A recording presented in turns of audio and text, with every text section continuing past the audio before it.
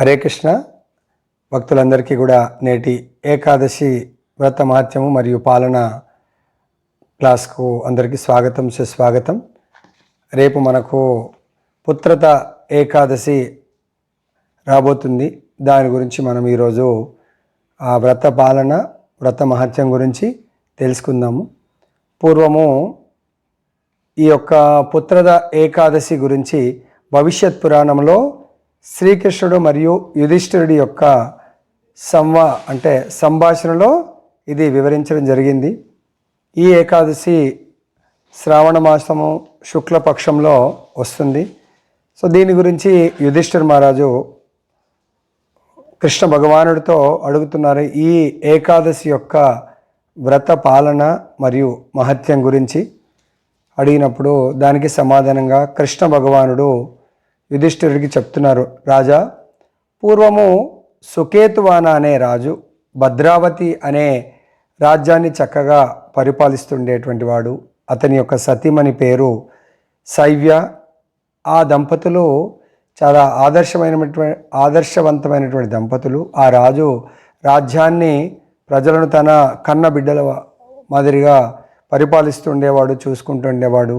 తర్వాత ఆయన తన చాలా సమయాన్ని పుణ్యకార్యాల్లో సాధు సంతుల యొక్క సేవ చేయడంలో ఆయన నిమగ్నమయ్యాడు. కానీ ఆయన జీవితంలో అన్నీ బాగున్నాయి, కానీ ఆయనకు అశాంతి అసంతృప్తి ఉంది. ఎందుకంటే ఆయనకు సంతానలేమి కారణంగా. సో ఆయన అనుకున్నాడు, నేను నాకు తెలిసి ఎటువంటి అన్యాయాలు కానీ, ఎవరికి హింసా కార్యక్రమాలు కానీ, ఎవరికి రుణాలు ఉండడం కానీ, ఎటువంటి చెడు కార్యక్రమాలు చేయలేదు. కానీ సంతానలేమి వల్ల నా పితృదేవతల యొక్క పిండ తర్పణం కానీ, రుణం తీర్చుకోవడం కానీ సాధ్యం కాదు. తర్వాత నా పరంపర కొనసాగాలి అంటే మరి సంతానము, స్పెషల్గా కుమారుడు చాలా అవసరము. మరి ఇక్కడ కుమారుడు లేకపోవడం వల్ల ఆయన చాలా బాధతో ఉండడం జరుగుతుంది. అప్పుడు ఆయనకి ఇంకా రాజ్య పరిపాలన పట్ల కూడా, ధనం పట్ల ఆయనకు శ్రద్ధ ఉండదు. ఎందుకంటే ఆయన ప్రజల నుంచి ఏదైతే ట్యాక్స్ రూపంలో వసూలు చేసినటువంటి ధనాన్ని ఆయన ధర్మ కార్యక్రమాలకే ఖర్చు పెట్టేవాడు. కానీ అయినా కూడా సంతానం లేని కారణంగా ఆయన ఒకరోజు ఇంకా రాజ్యాన్ని వదిలి అడవికి తపస్సుకు వెళ్ళి ఇంకా తపస్సు చేసుకొని జీవితాన్ని గడపాలని చెప్పేసి అనుకుంటూ ఉంటాడు. సో అడవిలో చాలా భయంకరమైనటువంటి క్రూర మృగాలు అవన్నీ కూడా తిరుగుతూ ఉంటాయి. ఆయన వాటన్నిటిని కూడా తప్పించుకుంటూ ఆయన తిరుగుతూ సో ఒక అర్ధరాత్రి సమయంలో అలా తిరగడం వల్ల ఆ రాజుకు దప్పిక వేస్తుంది, చాలా దాహం వేస్తుంది. ఆ ఆకలి దప్పికలు తినడానికి కూడా ఏమీ దొరకదు రాజుకు. తర్వాత తాగడానికి నీళ్లు దొరకవు. ఆ విధంగా రాజు నిరాశ నిస్పృహలకు గురై తన యొక్క దుర్భరమైన, అంత రాజు అంటే చాలా సుఖవంతమైనటువంటి విలాసవంతమైనటువంటి జీవితం గడిపినవాడు ఈరోజు అరణ్యాల్లో తినడానికి తిండి లేకుండా, తాగడానికి నీళ్లు లేకుండా ఎంతో దుర్భరమైనటువంటి జీవితాన్ని గడుపుతున్నాడు అని ఆయన ఆలోచించసాగాడు. సో ఆలోచనలు ఏమొచ్చింది, నేను రాజుగా ఉన్నప్పుడు ఎన్నో యజ్ఞ యాగాదులు చేశాను, ఎన్నో పూజలు చేశాను, ఎంతోమందిని బ్రాహ్మణులను సాధువులను సత్కరించాను, గౌరవించాను. తర్వాత వృద్ధులను, స్త్రీలను, ప్రజలందరినీ కూడా ఎంతో శ్రద్ధ తీసుకొని వాళ్ళందరినీ కన్న బిడ్డల వాళ్ళని నేను పరిపాలించాను. కానీ నాకు ఇటువంటి పరిస్థితి రావడం ఏంటి అని చెప్పేసి ఆయన ఆలోచిస్తూ ఒక సరస్సు దగ్గరికి చేరుకుంటాడు. ఆ సరస్సు అంతా కూడా హంసలతో, తామర పువ్వులతో నిండి ఉంది ఆ సరస్సు. అక్కడ ఆ సరస్సు ఒడ్డున కొన్ని వేద మంత్రాల ఉచ్చారణ, తర్వాత అది వినబడేసరికి అక్కడికి ఆ రాజుగారు వెళ్ళి అక్కడ ఒక ఋషి యొక్క దర్శనం దొరుకుతుంది. ఆ ఋషిని సమీపించి ఆయన వినయపూర్వకంగా పాదాభివందనములు ఆ ఋషికి జోడించి ఆయన అలా నిలబడిపోతాడు ఆ ఋషి ముందు. అప్పుడు తన ఋషిని ప్రార్థించిన తర్వాత ఆ ఋషి అడుగుతున్నారు, ఓ రాజా, నీ యొక్క ప్రార్థనలకు, వినయ విధేయతలకు నేను చాలా సంతుష్టినయ్యాను. సో నీకు వచ్చిన కష్టం ఏంటి, లేదా నువ్వేదన్నా వరాన్ని కోరుకో అని చెప్పేసి ఆ ఋషి పుంగవుడు అడుగుతాడు. అప్పుడు రాజు ఆ ఋషులతో అంటున్నారు, ఓ ఋషి పుంగవులారా, మీరెవరు, ఈ సరస్సుకు ఎందుకు వచ్చారు, ఇక్కడ ఈ కొలను దగ్గర మీరు ఏం చేస్తున్నారు అంటే, ఋషులు అక్కడ తిరుగుతూ ఉంటారు. వాళ్ళు కూడా, రాజేమో ఆయన టెన్షన్తో ఆయన బాధలతో రావడం జరిగింది. అప్పుడు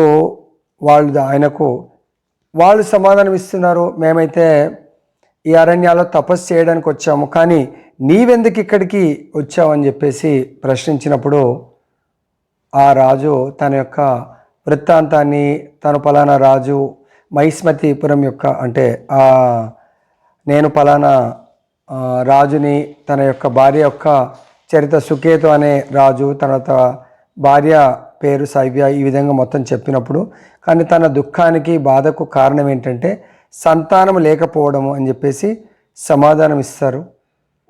తర్వాత ఆ సమాధానానికి అక్కడ ఉన్నటువంటి ఆ ఋషులలో లోమస ఋషి చాలా గొప్పవాడు. ఆ ఋషి త్రికాల జ్ఞాని.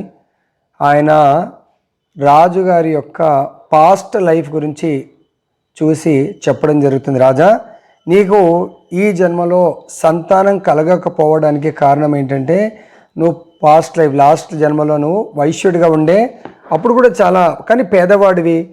సో నువ్వు అప్పుడు కూడా చాలా దాన ధర్మం అంటే నీకు ధర్మం ప్రకారమే జీవించావు. కానీ ఒకరోజు నువ్వు ఏకాదశి వ్రత పాలన చేస్తూ, అది కూడా నిర్జల ఏకాదశి వ్రత పాలన చేస్తూ చాలా దప్పిక వేసినప్పుడు ఒక నదీ తీరానికి వెళ్ళావు. అక్కడ నదీ తీరంలో ఒక ఆవు అప్పుడే అంటే దూడని కన్నటువంటి ఆవు చాలా దాహంతో నీళ్లు తాగుతూ ఉంటే ఆ ఆవుని వెళ్ళగొట్టి నువ్వు అది నీళ్లు తాగుతున్న ఆవుని వెళ్ళగొట్టి నీవు నీళ్ళు తాగావు. కాబట్టి ఆ యొక్క అపరాధం కొరకు నీకు ఈ జన్మలో లాస్ట్ లైఫ్లో చేసినటువంటి దాన ధర్మాలు పుణ్యకర్మం వల్ల ఈ జన్మలో నువ్వు రాజుగా జన్మించావు. కానీ నువ్వు నీళ్లు తాగుతున్నటువంటి ఆవును నువ్వు అక్కడి నుంచి వెళ్ళగొట్టడం వల్ల ఈ జన్మలో నీకు ఆ అపరాధం వల్ల సంతానం కలగలేదు.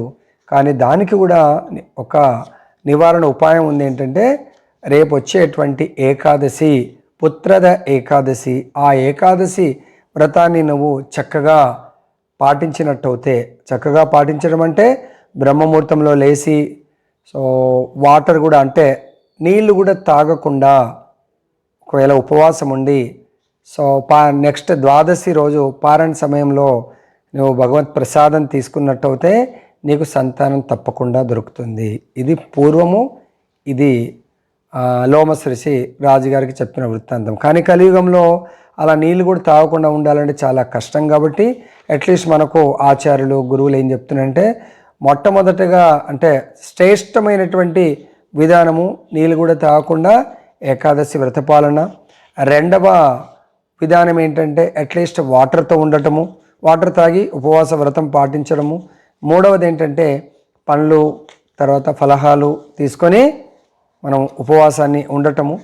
నాలుగవది ఏంటంటే మనకు సగ్గుబియ్యం దొరుకుతుంది, లేదంటే అరటికాయలు, లేదంటే ఆలు, కందమూలాలు అవి తీసుకొని మనము ఏకాదశి వ్రతపాలన చేయాలి. ముఖ్యంగా ఉపవాసం అంటే భగవంతుడి యొక్క నామాన్ని, భగవంతుడి యొక్క కథామృతాన్ని, భగవద్భక్తుల యొక్క సాంగత్యాన్ని వీలైనంత ఎక్కువ తీసుకొని రేపు కంప్లీట్గా అటువంటి వ్రత పాలన, భక్తుల సాంగత్యంలో భగవంతుడి యొక్క నామ రూప గుణ లీలలను మనము శ్రవణ కీర్తనం చేస్తూ గడిపి, సో నెక్స్ట్ డే వీలవుతే రాత్రి వాళ్ళు జాగరణ చేసి నెక్స్ట్ డే భగవంతుడు నిర్ణయించినటువంటి సమయం ప్రకారం మనం పాలన చేసినట్టయితే తప్పకుండా సంతానం లేని వాళ్ళకు సంతానం కలుగుతుంది. ఎటువంటి సంతానం అంటే వాళ్ళు మంచి భగవద్భక్తులు, తల్లి తండ్రిని, వాళ్ళ యొక్క పూర్వీకుల్ని కూడా ఉద్ధరించేటువంటి సంతానం కలుగుతుంది.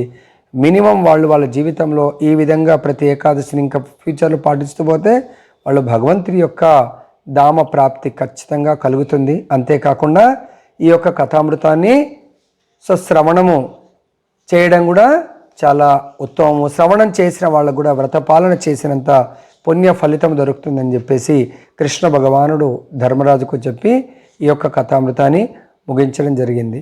హరే కృష్ణ. సో దీన్ని ప్రతి ఒక్కరు కూడా దయచేసి వినండి. తర్వాత ఇది ఎంతోమందికి లాభాన్ని చేకూరుస్తుంది కాబట్టి మీరు వీలైనంత ఎక్కువ మందికి దీన్ని షేర్ చేస్తే సో ఎంతోమందికి సంతానము నెక్స్ట్ ఏకాదశి అంటే పుత్రద ఏకాదశి లోపల ప్రతి ఒక్కరికి కూడా పిల్లలు లేని వాళ్లకు సంతానం కలుగుతుందని కోరుకుంటూ ఆ భగవంతుని ప్రార్థిస్తూ ముగిస్తున్నాను. హరే కృష్ణ.